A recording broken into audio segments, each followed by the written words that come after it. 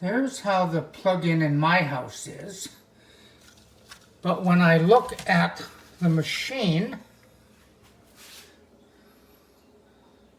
it's backwards if I try to put it in, because it says never put it upside down.